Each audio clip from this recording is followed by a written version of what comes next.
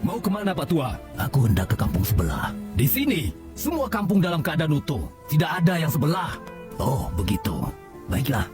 Mau apa Bapak ke sana? Hah? Aku ingin mengutang beras kepada salah seorang kenalanku. Loh, kenapa harus mengutang? Karena aku tidak punya uang untuk membelinya. Aku mempunyai satu orang anak, tapi dia juga sedang susah. Dia sudah bekerja siang dan malam untuk membiayai kami, orang tuanya. Aku kasihan melihatnya yang sudah lusuh. Makanya aku mencoba mencari bantuan. Hah, begitu rupanya. Baiklah. Haha. Bolehkah aku Minta sedikit uangmu untuk kebutuhan hidupku? Hah? Apa? Kau tega meminta uang pada orang susah dan tua seperti aku ini? Ho, ho, ho, ho, ho. Aku juga orang susah Pak Tua. Tidak seorang pun yang mau mempekerjakanku. Hah? Aku tidak punya uang, nak. Ho, ho, ho.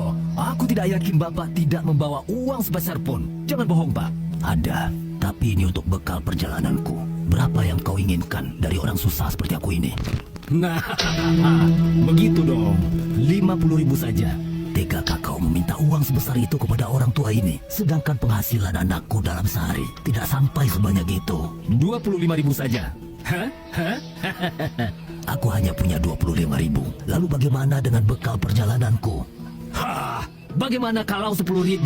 Kau tidak usah membentak-bentakku. Aku tidak tuli. Dan aku juga tidak takut denganmu.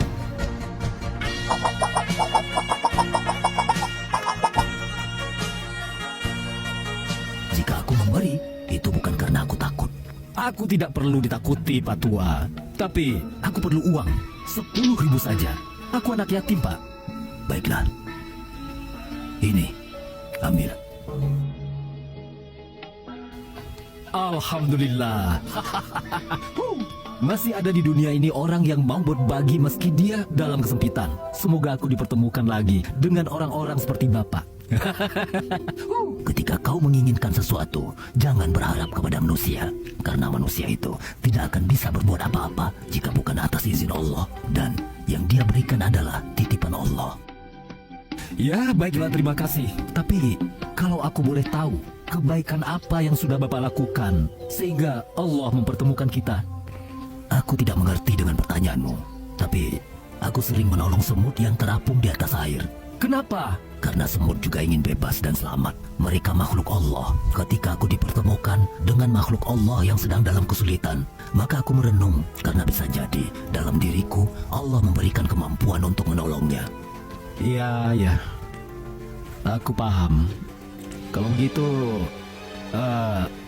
terimalah sedikit bingkisan ini. Apa ini? Terima saja, Pak. Dan silakan lihat isinya. Apa ini?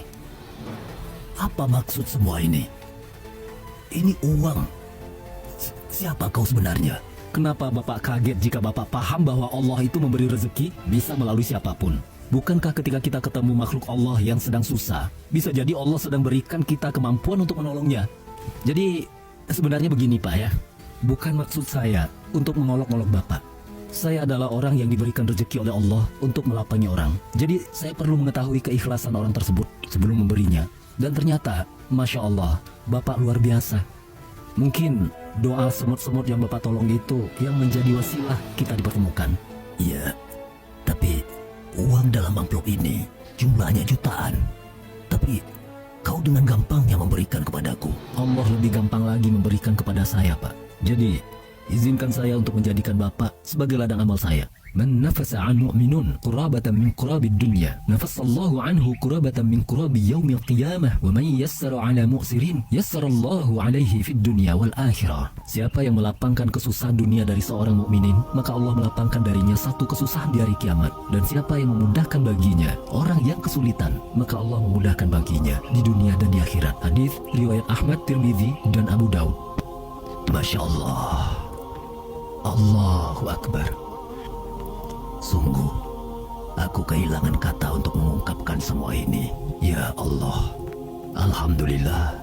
Hanya rasa haru dan syukur atas kuasa-Mu yang hamba rasakan, ya Allah. Ketika kita dalam kesulitan, jangan kita bergantung kepada manusia, kepada makhluk, tapi sandarkanlah harapan kepada Allah. Biarkan Allah menolong dengan caranya sendiri. Jangan pernah berdoa agar menjadi kaya, tapi mintalah kepada Allah untuk menjadi orang yang mampu menolong kesusahan orang lain. Karena orang kaya tidak semuanya mampu melapangi dan tidak semua hatinya terbuka untuk membantu orang lain. Namun orang dermawan sudah tentu punya kemampuan untuk memberi.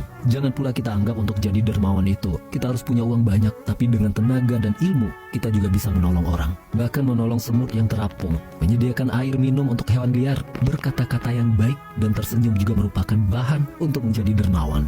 Dan ini adalah motivasi untuk mereka yang hidup berkecukupan. Melihat orang terharu atas kebaikan kita, tingkat kebahagiaannya jauh lebih tinggi dari kebahagiaan orang yang ditolong. Namun pemirsa, jangan minta apa-apa kepada kami, karena ini hanya drama dan uangnya juga tidak ada. Ini hanya drama motivasi untuk direnungkan. Beberapa waktu yang lalu kita kan juga bikin video motivasi tentang membantu orang. Ternyata banyak yang kirim pesan sama kakek untuk minta bantuan. Banyak sekali ya, sangat banyak sekali. Ya, padahal sebenarnya andai saja ada orang yang tahu bagaimana keadaan kita, mungkin orang-orang yang mampu itu akan berlomba-lomba untuk memberi bantuan kepada kita. Tapi tentu kita tidak meminta dan mengharapkan apa-apa. Kita hanya bisa berbagi kebaikan lewat video-video motivasi.